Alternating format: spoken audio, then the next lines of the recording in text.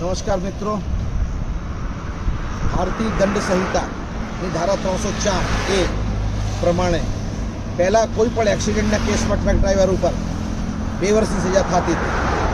पण तमे जाणो छो जे रीते पार्लियामेंटमां विपक्षना सांसदोने सस्पेन्ड करीने आ भारतीय जनता पार्टीनी सरकारे एक कायदो नवी लाई। विपक्षने डिस्कशन करवा चर्चा करवा माटे न उभो रहेवा दीधो अने एना प्रोविजन प्रमाणे हवे दंड संहिताना अंतर्गत कोईपण ड्राइवर एक्सिडेंट करे तो 10 वर्षनी सजा ने 10 लाख रुपया दंड। अरे एक नानो माणस है ड्राइवर ने बेचारे परिस्थिति केवी 10-15 हज़ार માંડ कमातो होय अने पैसाथी एनी जिंदगीने घर चालतो होय ए माणस 10 लाख दंड के एने आ एक्सिडेंट कर्यो होय। एक्सिडेंट जाणी करीने क्यारे कोई करतो नथी। ड्राइवर थी जे एक्सिडेंट थाय छे तो ड्राइवरने जीने पण एटलो जोखम होय छे। एक्सिडेंट क्यारे जाणी जोईने थतो नथी।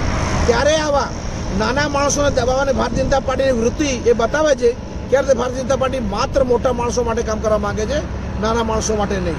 साथे साथ मारे पूछवानुं छे कि आ दंड संहितामां एवुं आयोजन केम नथी कि खराब रोड होय, खोटा स्पीड ब्रेकर बनाया होय, रस्ता तूटेला होय, खाडा होय, रस्तामां काम चाले एना कारणे कोई एक्सिडेंट थाय, कोई गाड़ी पलटे, कोई ड्राइवर या रोड पर चालतो माणस मरे, तेनी जवाबदारी केम नक्की नथी थती।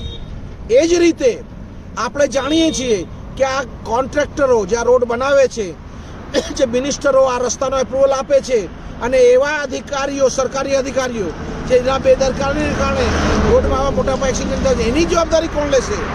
ખરા અર્થમાં આ એક અત્યાચારી કાયદો છે ને આ કાયદાના કારણે ડ્રાઈવરોને મોટો જોખમ છે, એમની જિંદગીનું નુકસાન છે, સાથે સાથે એને આખી પાયમાલી થઈ જશે। આપણે જાણીએ 10 વર્ષનો દંડની જોગવાઈ હોય तो एक्सिडेंट पे ड्राइवर ने बेल ज न मळे।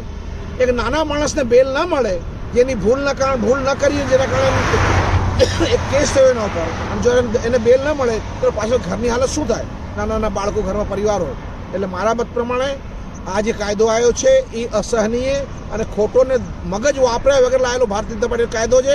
આ કાયદાના અંતર્ગત જે આ 10 વર્ષની જોગવાઈ છે એ પાછી વારવી જોઈએ। આ સરકાર 700 ખેડૂતોના ભોગ લઈને છેલ્લે કૃષિ કાયદો પાછો લીધો। પહેલા કહેતી હતી કાયદો સારો છે, પછી એ સરકારે આ કાયદો પાછળ લીધો। આ દેશમાં હમણાં તમે જાણો છો આખા દેશમાં ડ્રાઈવરો સ્ટ્રાઇક પર ઉતર્યા છે। હવે ડ્રાઈવરની અછત છે આ દેશમાં અને એના પછી ડ્રાઈવરો જે રીતે ઉતર્યા છે, આર્થિક વ્યવસ્થાને નુકસાન થઈ રહ્યો છે, તો સરકારને આ વાળું સિરિયસલી વિચારવું જોઈએ અને વહેલી તકે આને વિડ્રો કરવો જોઈએ। જય હિન્દ।